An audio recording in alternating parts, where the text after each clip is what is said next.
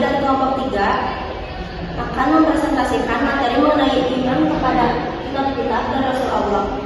Nah, sebelumnya izinkan kami untuk memperkenalkan diri. Saya Sekarang Mudanya Gunawan.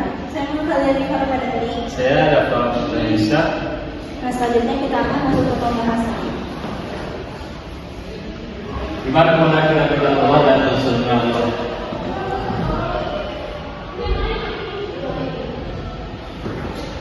Iman kepada kitab Allah, yakni dengan sepenuh hati bahwa Allah SWT itu memberikan kitabnya sebagai pedoman hidup bagi umat manusia yang melalui para rasulnya. Dalil surah Al-Baqarah ayat 195. Kitab yang wajib diimani itu ada 4. Satu, kitab Zabur yang diturunkan kepada Nabi Musa alaihissalam.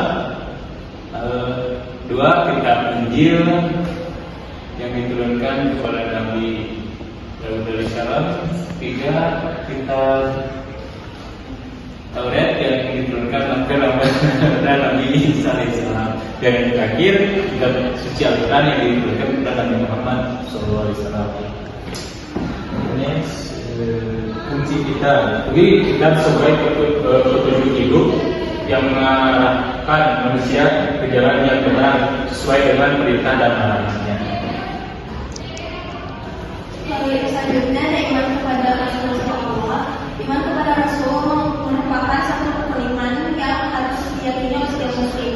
Jika tidak beriman kepada Rasulullah, maka keimanannya tidak sempurna. Perbedaan Rasul dan Nabi itu, kalau Rasul menerima dan menyampaikan wahyu, kalau Nabi menerima dan mengamalkan wahyu.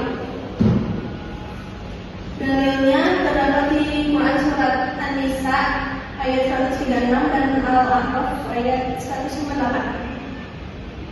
Dan selanjutnya ada tugas Rasul Allah. Yang pertama, menyampaikan ajaran agama kepada manusia dan mengajarnya untuk beribadah kepada Allah. Yang kedua, menjelaskan semua permasalahan agama yang diturunkan oleh Allah. Jadi maksud permasalahan agama di sini itu kayak aturan hidup, akhlak, terus halal atau haram, dan wahyu-wahyu Allah. Yang ketiga, membimbing manusia kepada kebaikan dan menjauhkan dari kejahatan. Yang keempat, membawa kabar gembira, surga, dan peringatan neraka. Yang kelima, memperbaiki kondisi umat manusia. Yang keenam, memberikan teladan yang baik. Yang ketujuh, menegakkan syariat Allah dan mempraktikannya di tengah-tengah umat manusia. Yang terakhir, memperbaiki kesaksian atas umat mereka pada hari kiamat bahwa Rasul telah menyampaikan misi yang diterima dengan jelas. Terus ada sifat Rasul. Jadi Rasul itu punya 3 sifat. Yang pertama, sifat wajib atau sifat yang harus dimiliki. Yang kedua, sifat jaiz. Dan yang ketiga, sifat mustahil. Untuk sifat wajib ada sidik. Sidik itu artinya selalu benar dan jujur atau tidak pernah berdusta. Yang kedua, amanah. Amanah itu artinya dapat dipercaya. Dan yang ketiga, tabligh. Tabligh itu menyampaikan wahyu. Yang keempat, fatonah artinya cerdas. Yang kedua ada sifat mustahil. Sifat mustahil itu sifat kebalikan dari sifat wajib. Yang pertama ada kadzib, artinya itu mustahil Rasul berdusta. Yang kedua, khianat atau mustahil berkhianat kepada Allah. Yang ketiga, kitman atau mustahil menyembunyikan wahyu. Yang keempat, balada, mustahil bodoh atau tidak cerdas. Yang terakhir ada sifat jaiz. Untuk sifat jaiz, jadi Rasul itu punya 1 basyariah. Jadi basyariah itu sifat yang selayaknya manusia punya, kayak dia itu bisa makan, bisa tidur, atau melakukan aktivitas lainnya. Yang terakhir ada Rasul Ulul Azmi. Jadi Rasul Ulul Azmi itu adalah Rasul yang memiliki keteguhan dan kesabaran saat menghadapi musibah. Yang pertama ada Nabi Nuh alaihissalam.